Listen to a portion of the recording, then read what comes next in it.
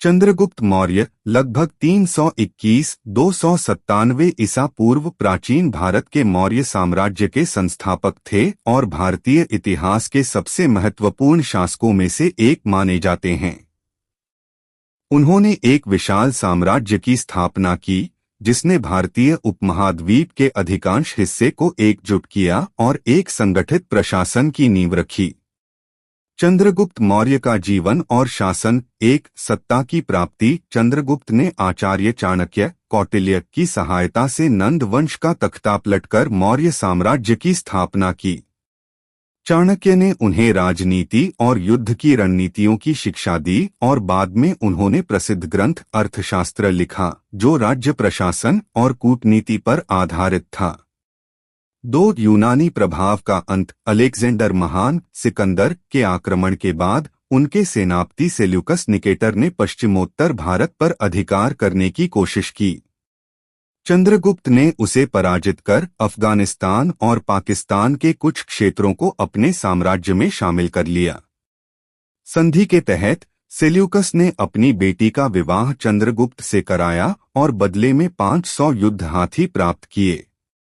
3 मौर्य साम्राज्य का विस्तार। उन्होंने उत्तर और मध्य भारत पर शासन स्थापित किया और उपमहाद्वीप के बड़े हिस्से को एकीकृत किया। उनकी राजधानी पाटलिपुत्र वर्तमान पटना थी जो प्रशासन और संस्कृति का केंद्र बना। 4 शासन और प्रशासन। चंद्रगुप्त का शासन चाणक्य की नीतियों पर आधारित था जिसमें केंद्रीकृत प्रशासन, कर प्रणाली, व्यापार, सेना और न्याय व्यवस्था शामिल थे। उन्होंने एक शक्तिशाली और संगठित प्रशासनिक तंत्र विकसित किया। 5 जैन धर्म की ओर झुकाव और संन्यास। अपने अंतिम वर्षों में चंद्रगुप्त ने अपने पुत्र बिंदुसार को राजगद्दी सौंपी।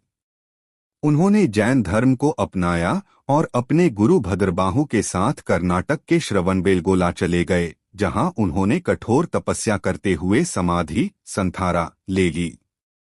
चंद्रगुप्त मौर्य का महत्व। उन्होंने भारत में पहले बड़े साम्राज्य की स्थापना की और एक मजबूत प्रशासनिक प्रणाली लागू की। उन्होंने विदेशी आक्रमणों का सफलतापूर्वक मुकाबला किया और भारतीय राजनीति को एक नया रूप दिया। उनका शासन मौर्य वंश की मजबूत नींव बना जिसे उनके पोते सम्राट अशोक ने और भी महान ऊंचाइयों तक पहुंचाया। निष्कर्ष। चंद्रगुप्त मौर्य भारतीय इतिहास के सबसे महान शासकों में से एक थे जिनकी नीतियों और शासन प्रणाली ने भारत के राजनीतिक और सांस्कृतिक परिदृश्य को बदल दिया।